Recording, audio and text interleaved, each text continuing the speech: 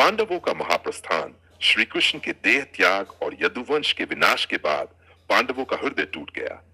उन्हें लगा कि अब उनका धरती पर कोई कर्तव्य शेष नहीं है। युधिष्ठिर ने भाइयों और द्रौपदी से कहा, अब समय आ गया है कि हम भी इस लोक से विदा लेकर परम धाम की यात्रा करें। उन्होंने हस्तिनापुर का राज्य अर्जुन के पौत्र परीक्षित को सौंप दिया। फिर पांचों भाई और द्रौपदी तपस्वी वस्त्र धारण करके हिमालय की ओर पैदल प्रस्थान करने लगे। मार्ग में एक कुत्ता भी उनके साथ हो लिया। यह कुत्ता वास्तव में धर्मराज था, जो युधिष्ठिर की परीक्षा लेने आया था। यात्रा कठिन थी। बर्फ, पत्थर और तेज हवाओं के बीच चलते चलते सबसे पहले द्रौपदी गिर गईं। भीम ने युधिष्ठिर से पूछा कि द्रौपदी क्यों गिरी।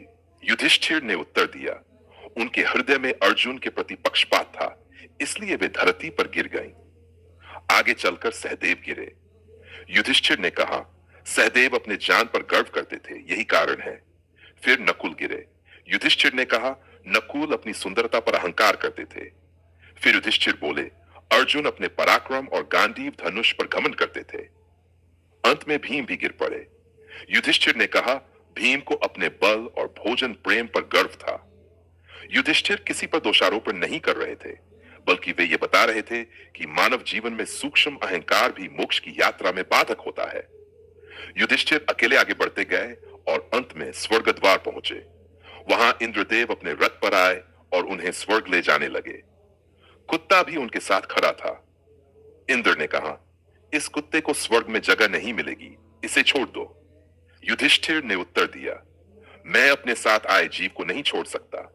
चाहे मुझे स्वर्ग न मिले, पर मैं इसे त्यागूंगा नहीं।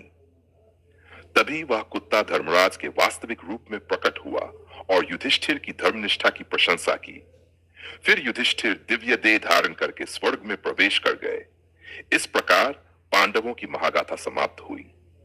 यह कथा हमें सिखाती है कि संसार में सबसे महान वही है जो धर्म, करुणा और सत्य को अंत तक निभाता है।